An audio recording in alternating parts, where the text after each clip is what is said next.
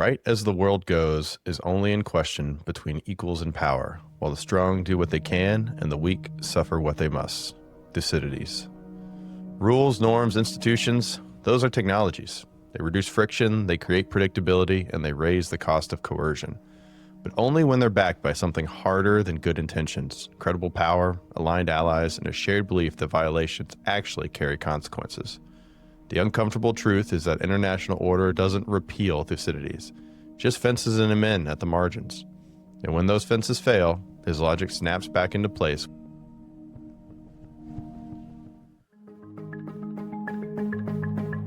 Welcome to Understandable Insights, Information to Intelligence with Sue Gordon, the national security podcast that provides you an elemental understanding of the world as it is, not how you prefer it to be. I'm Eric, joined each week by the Honorable Sue Gordon, and together we'll break down the headlines shaping our world and ask how we should be thinking and acting as citizens and leaders across issues in intelligence, technology, and business. It's January 5th, 2025. Let's get to it. Hey, Sue, how are you? I'm great, Eric. Good morning. Wow, really 2025. I mean, 2026. Look at me. I'm 2026. Yep. Happy New Year. Hey, so far so good on my wardrobe diversity pseudo resolution. Nice. I have no idea what color other people are seeing, but this is a decidedly green, not blue shirt, totally green shirt. Um, let's see what else. My Duke women's basketball team, after a really tough start to the season where they were ranked number 7 and then fell completely out after a bunch of losses. Yeah. They've had 3 really big ones, especially yesterday against Notre Dame, and I don't think they've beaten Notre Dame in a while, so go Devils and go Coach Kara, the new coach of the US Olympic team, so that's pretty exciting. And Nice. then on kind of the bummer news is that your Cowboys and my Commanders, again, horrible name, are on the outside looking in of the NFL playoff. So, Yeah. Yeah, I'm over that. I was yeah. over that week one, I think. Cowboys are just continuing to disappoint. But some good football being played and some good teams. You know, a lot of divisions coming down to the wire last game. Making week 18 actually matter. That's pretty cool. You're right, a lot of fun teams to watch. You're right. Okay, way to be optimistic, way to be bright and sunny. Yeah. Hey, um, I guess my other banter, before we get going is in light of your outstanding cold open. I love that. My dad, I think probably once a month would always tell us, "You all really need to read Thucydides and the history of the Peloponnesian War," and so I Really?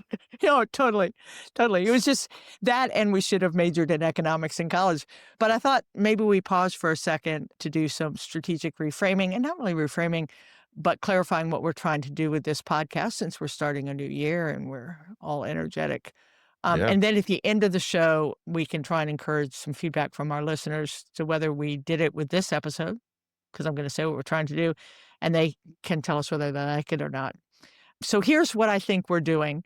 I think we're using our careers and our experiences to try and give our listeners essentially a competitive advantage in understanding what's happening in this complex, disrupted world.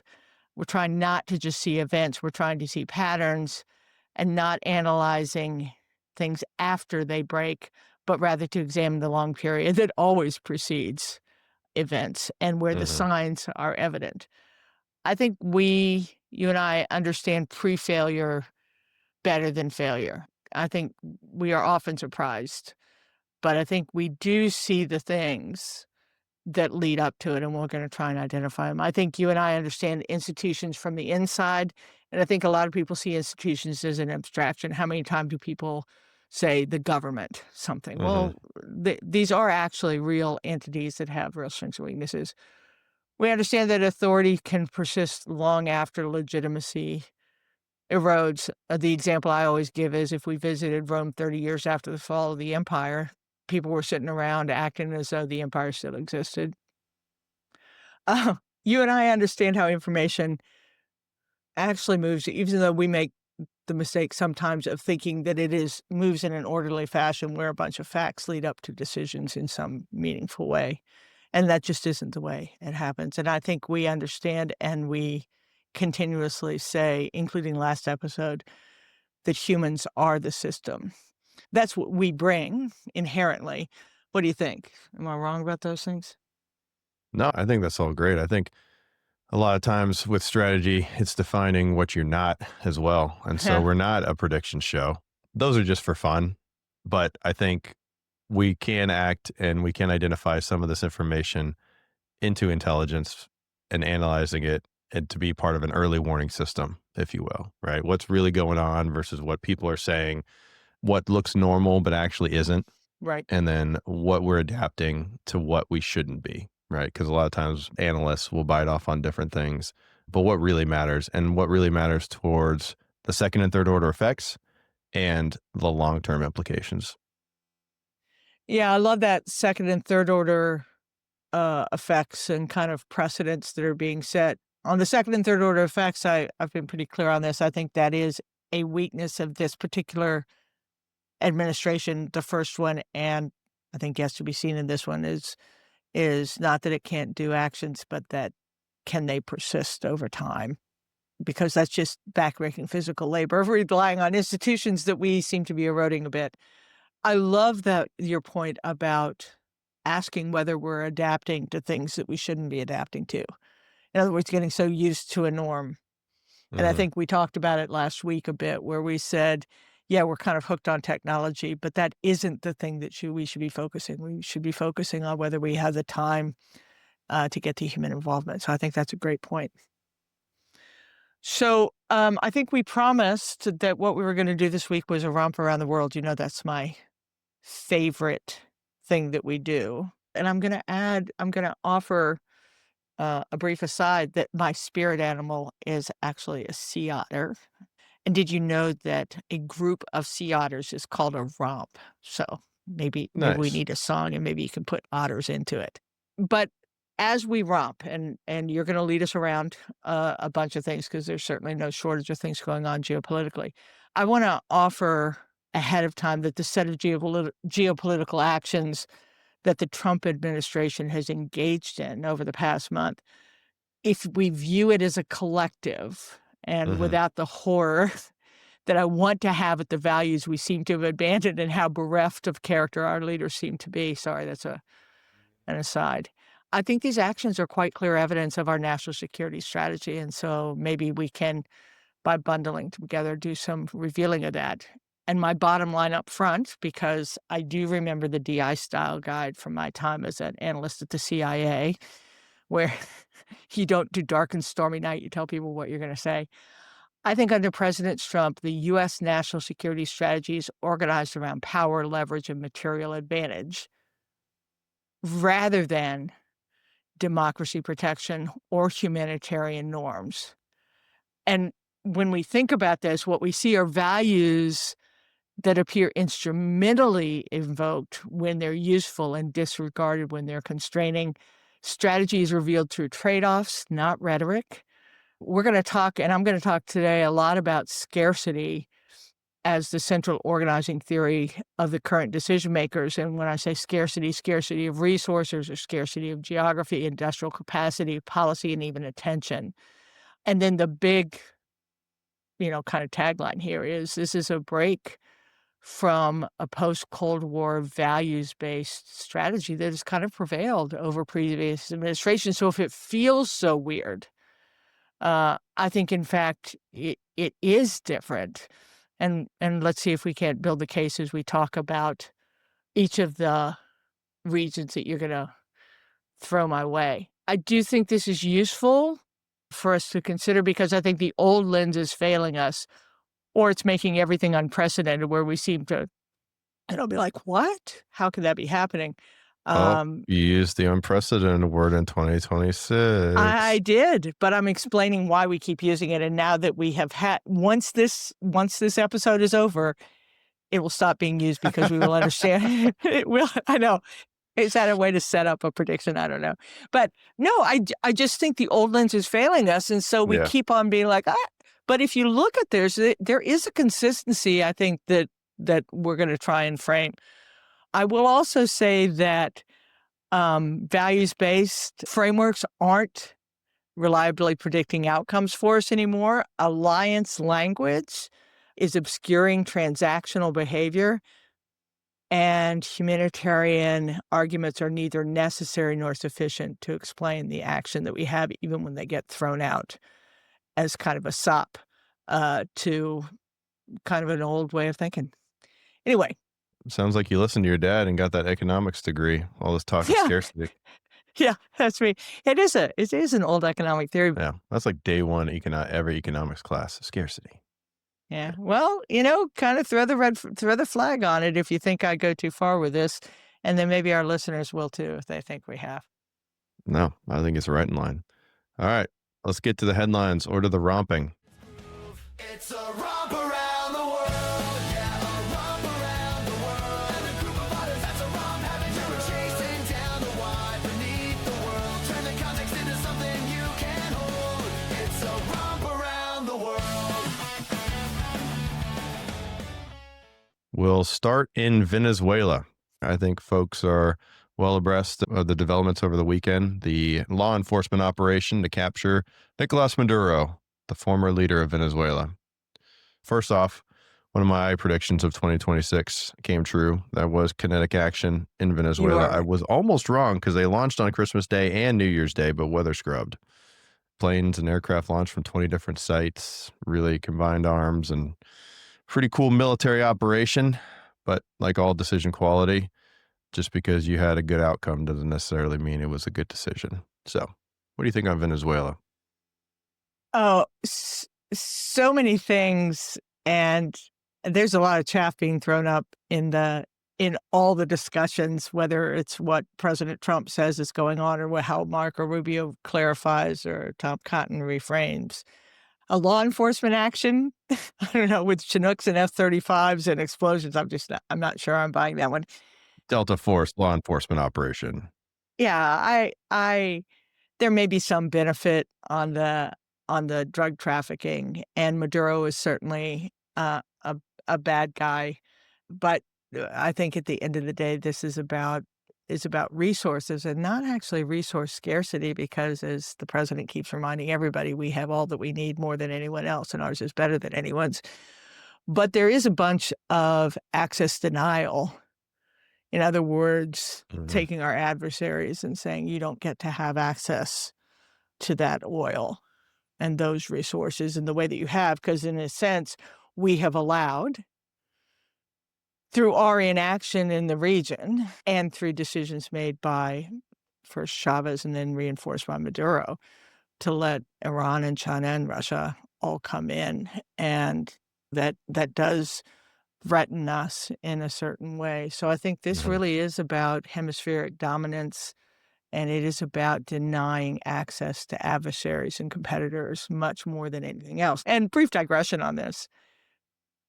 This line that we're taking back what was stolen from us, that is just, listen, what he's really saying is back previous to Chavez, we and our U.S. oil companies were in Venezuela building out the infrastructure and deriving advantage from that participation. And when Chavez nationalized it, we were kicked out. And so I guess his exclusion as a kind of theft is an interesting construct. That's really what he's saying.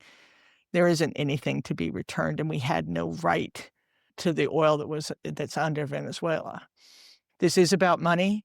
I think he's made it very clear that U.S. oil companies are going to go in and they're going to make a lot of money. And while they may have to put some initial investment in, he intends to take the proceeds, not give them back to Venezuela, but to take them for ourselves and for those companies to build it out. I don't understand this idea about running Venezuela, that the U.S. is going to run Venezuela. I don't understand how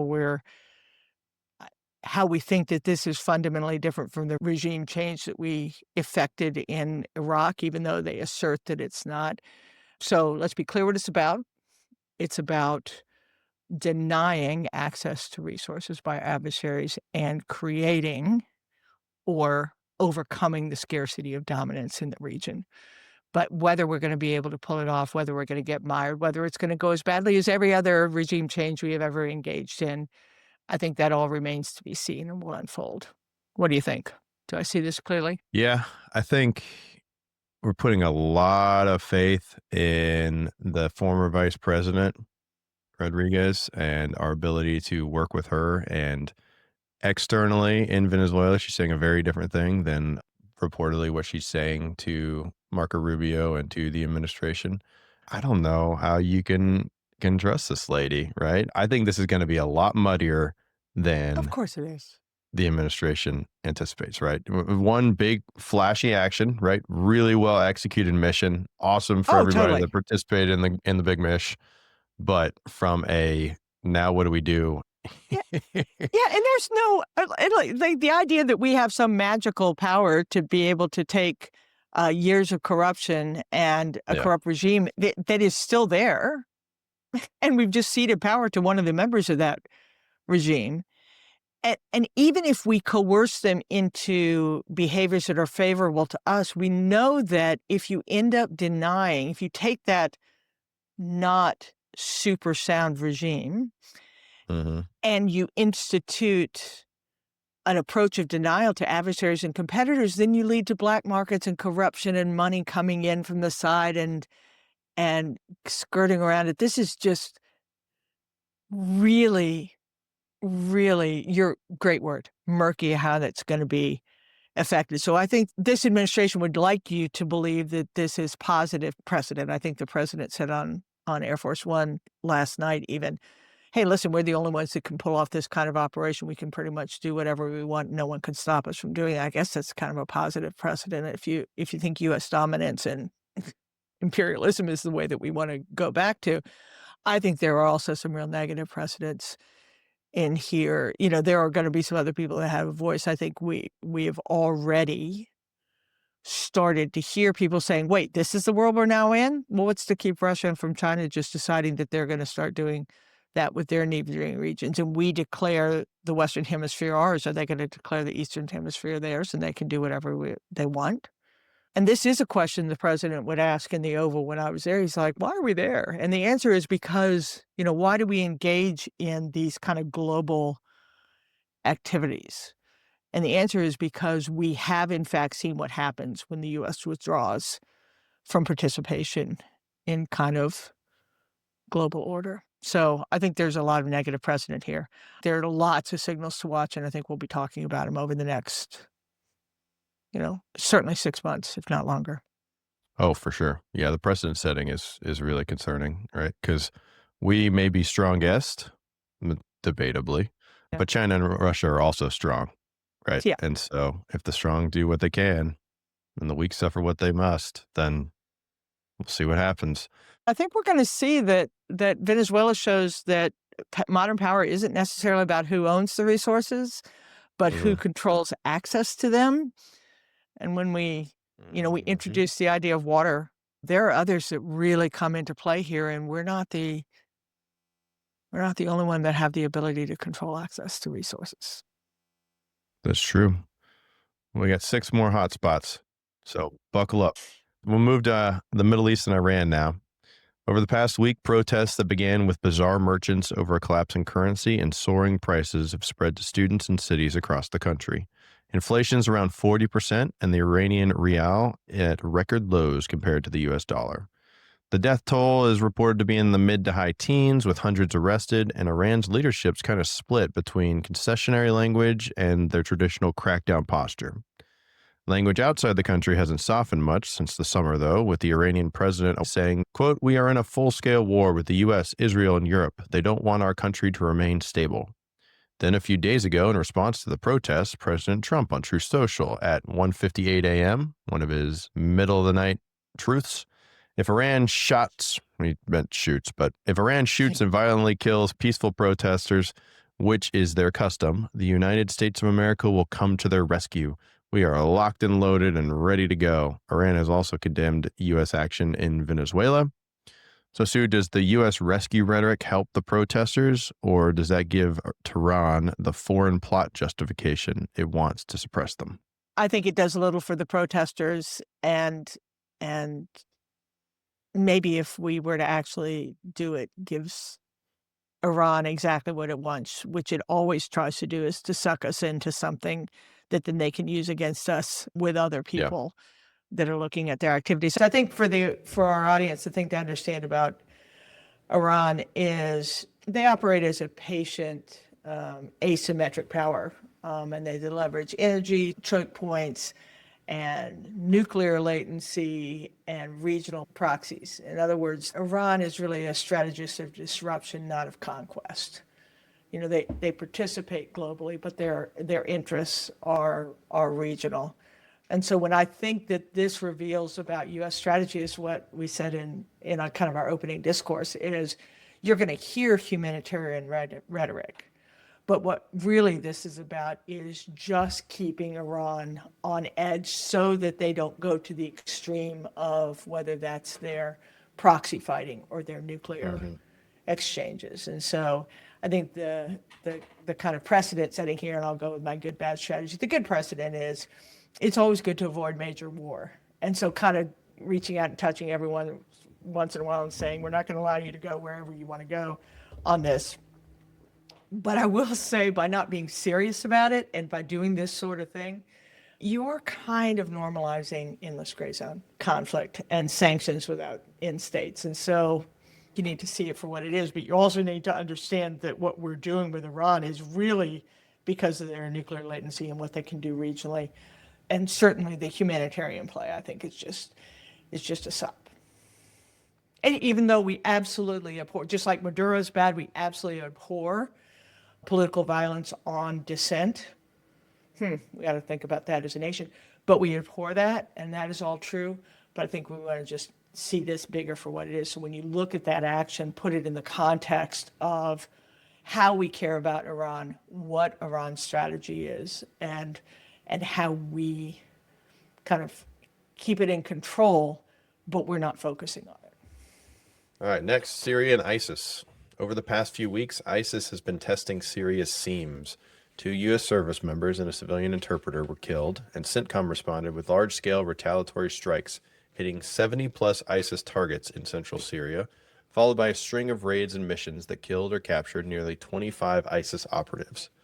The bigger context is the transition inside Syria. With new government still consolidating, ISIS is trying to exploit gaps in control.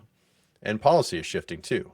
The 2026 NDA, National Defense Authorization Act, repealed the Caesar Act, a major pillar of Syria sanctions, while U.S. Treasury has also moved parts of Syria sanctions into an inactive or archived posture, though targeted designation remains. Sue, what do you think about what's going on in Syria and ISIS's activities? It was a real event. I mean, we haven't lost U.S. service members to ISIS in years, right? And so the attack on U.S. service was something that was new and evidence of an issue that I kind of understand the response. If I put this in kind of our framework, I think it reveals a few things that we have to manage. There are actually 3 things that we're seeing that we're trying to manage from a scarcity perspective. One is our security bandwidth. Like it is a big old dangerous world. It is. I remember when I was an intelligence officer, it was always true. You'd start the year thinking what your focus was going to be. You'd do the annual threat assessment, and then you would find that those weren't the things that happened. I mean, it is a dangerous world where people have their own agenda and ability to do it. This idea that we are going to be strong and dominant and control everything through action is really going to be tested. And this was one because this is counterterrorism. Israel, there is a great concern that when we don't focus on counterterrorism, when the intelligence community reduces resources going against it by taking things away from the National Counterterrorism Center, that you're going to see this coming back. And this is one of those concerns. So got to manage that. We've made a big deal about Syria and wanting to be involved in Syria kind of becoming a legitimate member of the international community. And so what is it, right? And can we just go in and do that?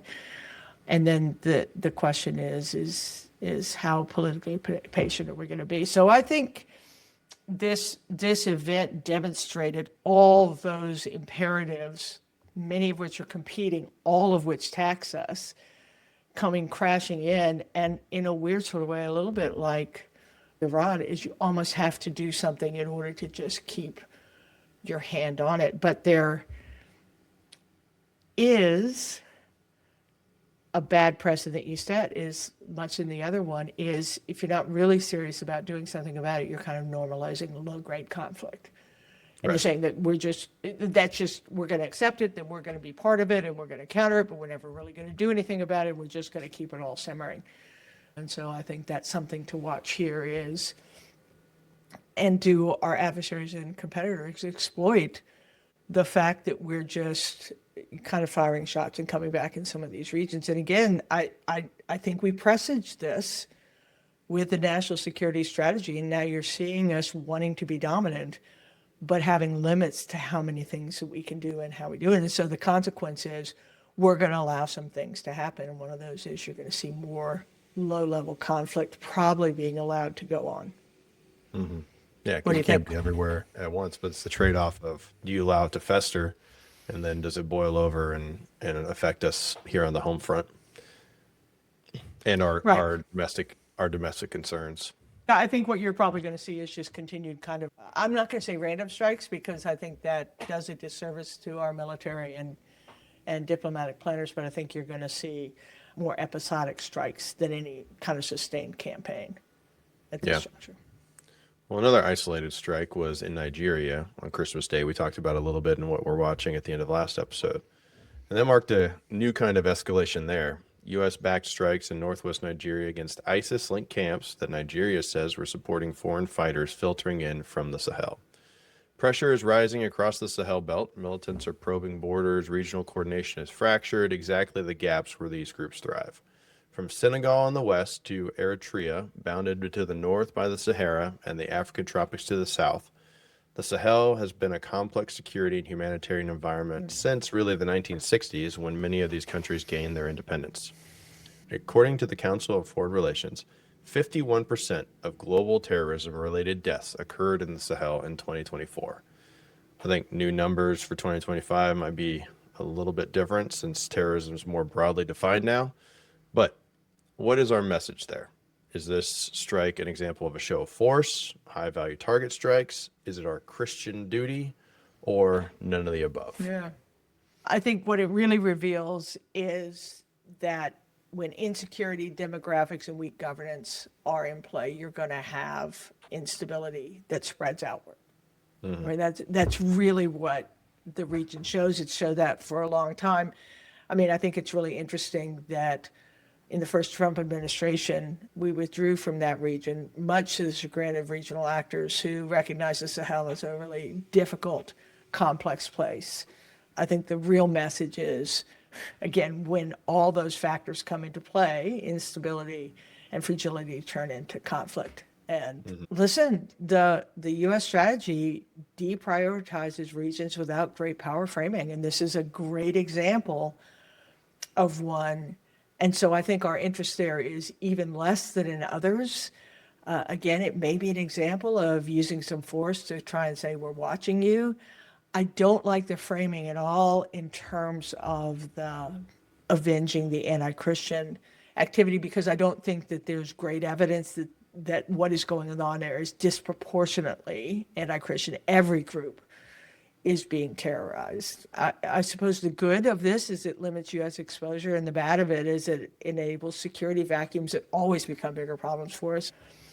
The period 2000 to 2020 were great examples of what happens when there's a vacuum that no one has. I also think what you're going to see is you're going to see growing Russian and militia influence, and so it is going to turn hotter, more difficult, more problematic, and a worse situation that will have to be countered at some point, whether that's in the near term or whether we can keep on doing strikes.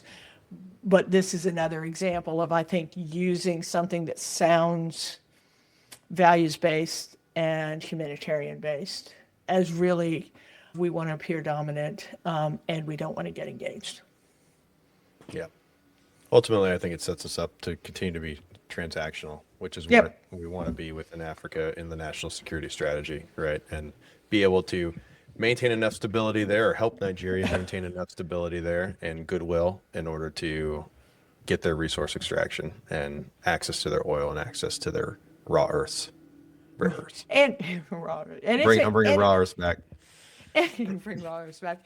We can't be everywhere, and if we're not to be committed to it, then we don't want to get overly committed. This is a really complex problem to be able to solve at a distance. So this may be the exact right strategy, but we shouldn't be confused about what it is and what we can expect to see going forward. The administration presaged it. It's just, I think they like to be everything to everyone, and so they sometimes throw up chaff about what things are really about. I think we need to see what this is about. It's about, I don't want to be engaged in that region, but I don't want it to go horribly wrong without acting like I'm doing something. Bingo. And just real quick before we move on, I think last week I said they were Tomahawk missile strikes.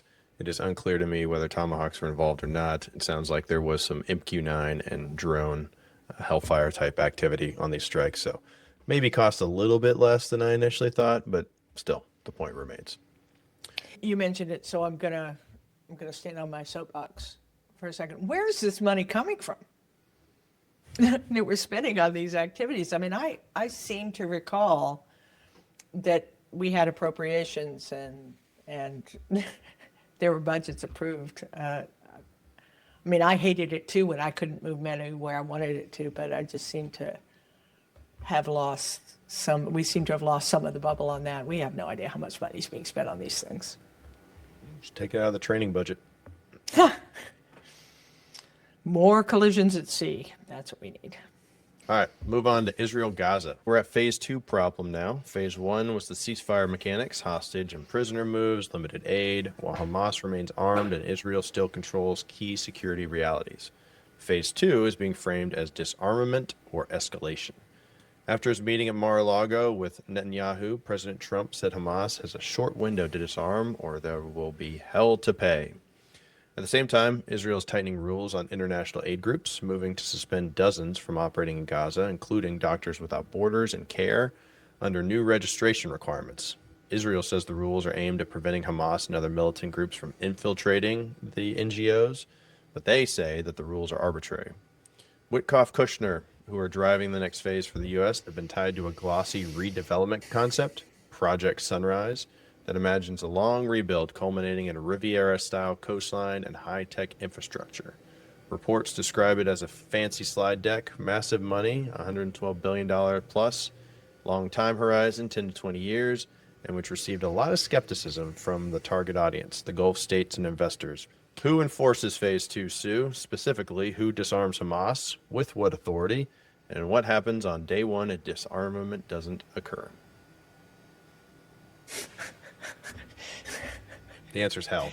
And it's freezing over. It is so problematic. Of all the regions, this is the most problematic. I think the reality is the real play for the U.S., maybe not for this administration, but I'm gonna give it the benefit of the doubt, is saying it's about deterrence, credibility, and escalation control much more than it's about territory. Now, there's the shiny object of, oh my gosh, the Mediterranean coastline that could be developed, but that you can't have any of that if you can't control escalation and have credible deterrence. And I think we're still far away from that. And one of the challenges to it is that, man, Israel is such an ally in the region, and you see that over and over again. I mean, if you say that we just conducted a law enforcement activity in Venezuela to remove a criminal,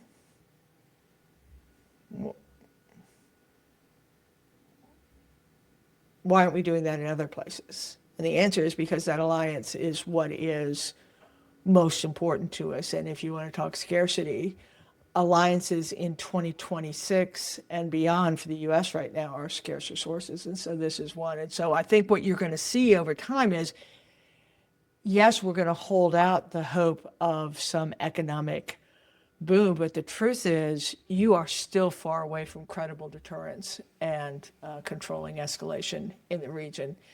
And so that's where all the power is all our energy really needs to be focused. The problem is this alliance is more important to us than anything else, and it is going to be hard to come up with a solution that only satisfies our ally. So I think I think what comes next is you're going to keep on seeing flare-ups. I don't think there's a resolution in the near term, no matter how much prospect of economic development or real estate development we throw at it. Yeah, it's an interesting carrot, right? But I think Hamas is going to do Hamas stuff. I think Israel's going to do Israel stuff, as they are with restricting some of the NGOs and pulling their hard line. Also, if I'm going to invest in a nice coastline, man, it seems like putting my money into Venezuela right I was now going to say. would be a much better option than the instability of the Middle East. Now, I think most of the hurricanes go a little further north. You do have to worry about that in the Caribbean with Venezuela, not so much in the Med, but just in terms of regional stability and being able to get a return on that investment, I think Venezuela looks way more appealing right now than the Gaza Riviera.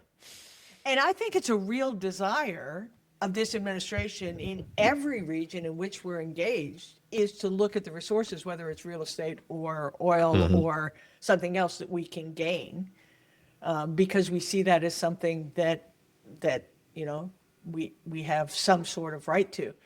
All I'm saying is that the path to getting there is impeded because of Israel's absolutism on what it is they will accept and they won't, and our dependence on that alliance regionally. I think it will limit the number of things that we can actually get out of it, any sort of peace or resolution that we can get to, because that alliance is so important to us, and it will continue to be the thing, no matter what we say, no matter who we engage with or who we threaten. That will be a huge piece of what we do, and I think we should watch that and watch how flare-ups are managed. Yeah. Well, let's talk about some other strong folks. China and the Taiwan Strait. China just ran a new round of large-scale drills called Justice Mission 2025 that looked like a blockade quarantine playbook, military activity positioned to encircle Taiwan and pressure its ports and sea lanes. The U.S. called the activity an unnecessary spike in tensions and urged Beijing to stop the pressure campaign, while Taiwan kept up readiness without trying to overreact. As we've seen with the blockade of oil in Latin America, a blockade is a coercion tool you can dial up and dial down, short of war, but still high consequence. So what was your reaction to this recent drill? I think it's the boiling frog that mainland China is effecting against Taiwan. Just seeing how far it can go, take advantage of economic entanglement with the U.S. and kind of ambiguity about how strong we're going to be toward them. Xi has his own imperatives, and he has made reunification one of the things that he needs to do. I've long said that it's only in his head what the time frame for that will be. I think what's interesting with the action in Venezuela, I do worry that it's a really interesting time for mischief by Xi with respect to Taiwan, because our moral authority is certainly eroded with the regional kind of argument that what happens in our region is ours to control, and you need to stay out of that. China is continuing to pursue its objectives. I think it does it by inching closer to actions that are just below a threshold. I think it is enabled by U.S. policy that does not want conflict with China, even though it tries to be strong against it. But it will be tempered by the fact that we really rely on that infrastructure in terms of a supply chain issue with chips and things. So it'll be interesting to see if I were a concerned China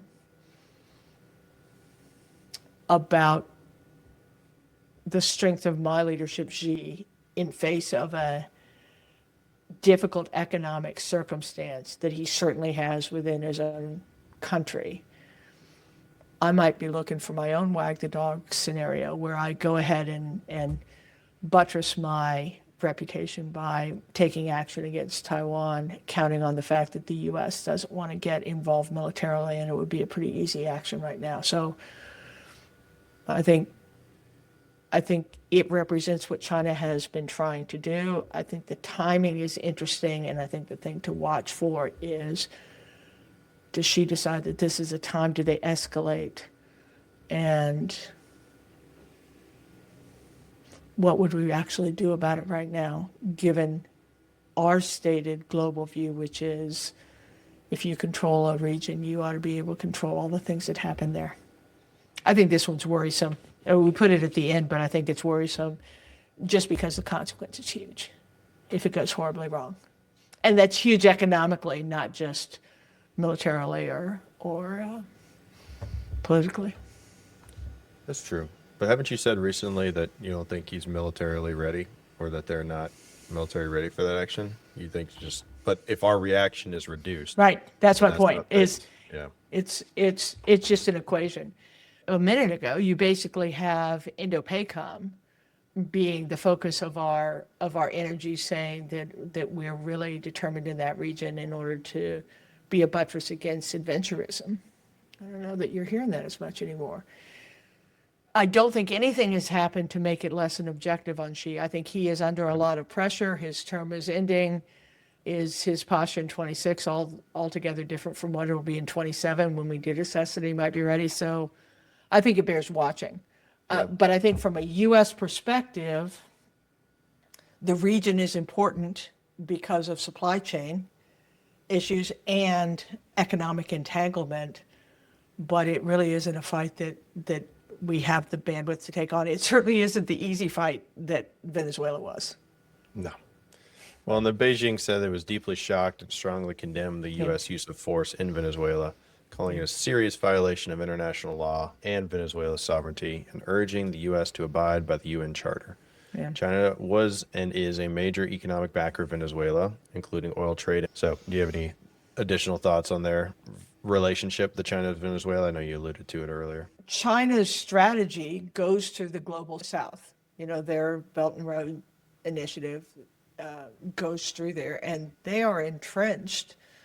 And again, the U.S. may seek to deny it, but again, you're denying it with a regime that is not necessarily strong enough to hold to any agreements or decide, I want to align with the U.S., I'm going to kick China out, because China has tremendous power too.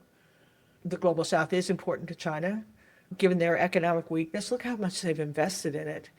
So again, we're counting on a denial strategy with a regime that isn't super strong, going against counter coercive powers. Yep. Highest bidder. Yep. The mother of them all, Russia, Yeah. Ukraine. Russia's defense ministry claims Ukraine has targeted Moscow daily since January 1st, leaning harder into strategic disruption, logistics, energy, air traffic.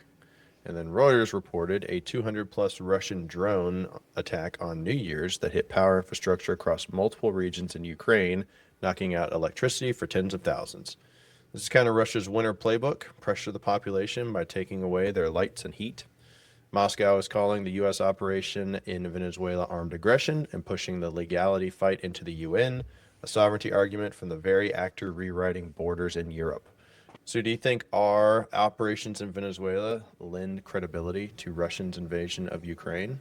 Or at least that's probably how they're framing it. I think they'll frame it that way, but I think more likely what we're seeing is almost a purposeful U.S. strategy of doing just enough to support Ukraine that we don't allow the absolute takeover, but attrition is okay, right? Kind of keeping it on the burner.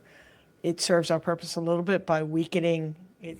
If we keep it a war of attrition, it weakens Russia Right. as well. So I think in a weird sort of way, everything old is new again.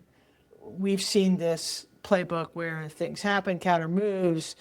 The president invites President Zelensky to Mar-a-Lago. They have a talk. They say, the real discussions were made on security guarantees, and then something happens. Russia says that it's been wrong. The U.S. blames Zelensky for escalating. But I think if we just kind of lift ourselves up just a little bit, I think what we're seeing is a purposeful U.S. strategy that says we're going to do just enough to keep it from being an absolute takeover, and keep the attrition kind of working in our favor on both fronts. Now, again, for me, I think I think the assault on free and open societies, I think the things that are happening in Europe, in the border countries that have not yet decided to whom they're going to look for security guarantees, it's really problematic with this approach. But I think what we are seeing is the approach that's emerging at this administration.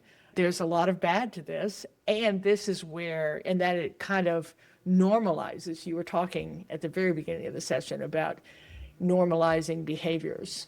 Yeah, I think this normalizes kind of long-term proxy warfare taking things over, and this is where I think the U.S. and Venezuela hurts us, because how do you stand up to that? And then you go into the UN where we're unlikely to do well anyway. But I think the 10,000-foot view is that all that is noise going back and forth. The truth is that this administration's strategy toward Russia is to basically let it be a war of attrition and not have it. You can't get the end you want, and so just weaken everybody at the same time and not have to go in it. That was our criticism of the Biden administration, too, was just giving Ukraine enough not to lose. And I wonder, we've added into the NDAA. Europe also passed a lot of funding for 2 years. Is this kind of in our best interest to have Russia occupied for the next 2 years with all their attention in Ukraine instead of causing mischief elsewhere? Maybe from a first order effect. Yeah. I think from a second and third order effect, you're eroding. Is the world better off with the powerful doing what the powerful wants? With impunity? I don't think so. Better off, or that's just reality. It does seem to be where we are. And I think that's what I hope people are getting from this, is we're trying to get us to see it, rather than Sue wishing she were president so she could decide how we approach these things. But right. I like this discussion because I think it allows people to not be hyperbolic and choose one side or the other, but really recognize that all these actions have consequences. And I think one of the biggest things that I see is, do I think these actions are in America's best interest, right? I think that's a big question. And it's one you're hearing on all the pundits, is this good for America? Well, on one hand, a strong America, in all the areas of making sure that we're resilient and we have resources and that we're not being threatened, that is an interest. It is not necessarily making Americans' lives better.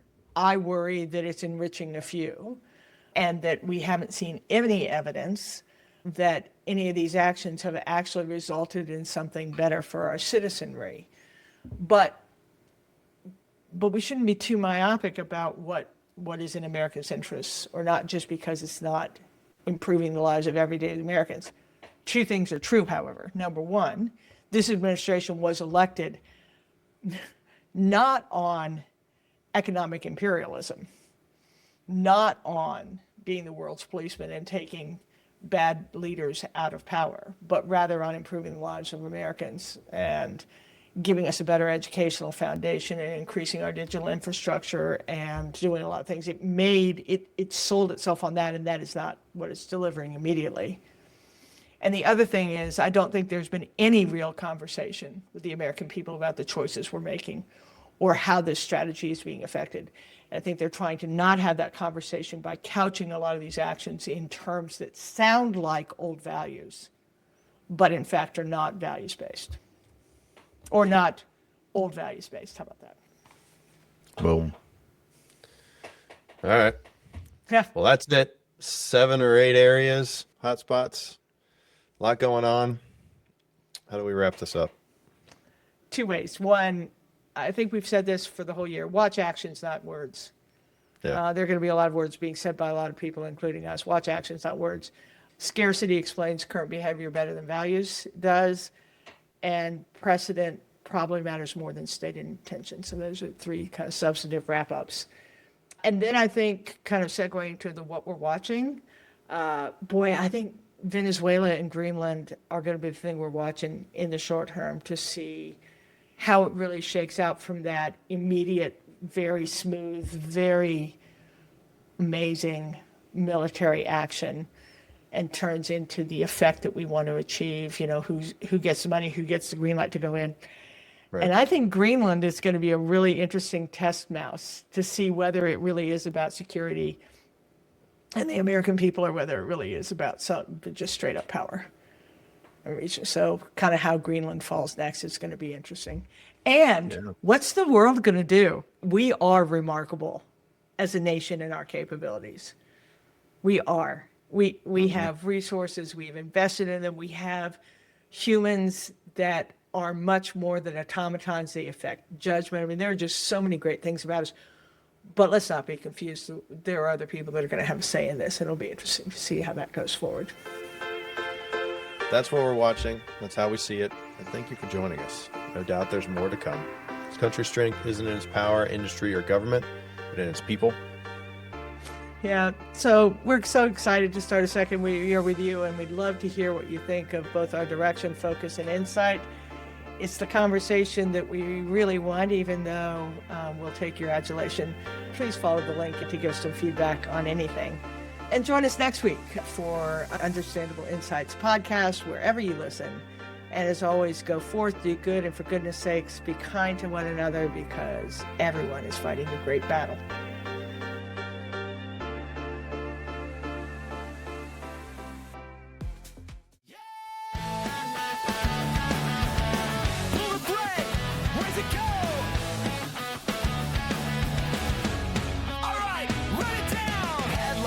Like sparks in the rain. Everybody's talking, but it all sounds the same. We don't do noise, we don't do spin. We look for the crack where the truth gets in.